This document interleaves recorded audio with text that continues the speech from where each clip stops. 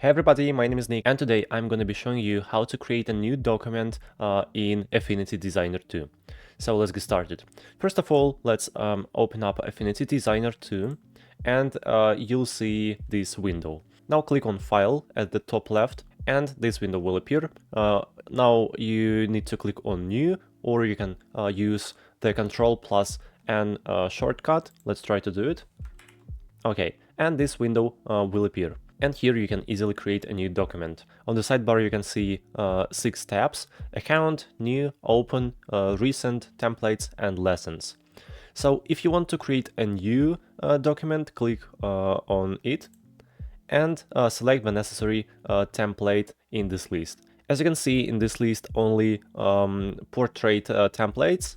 And to switch it to landscape, you need to click on this icon right here, landscape. Finally, you can find here the necessary one, Android.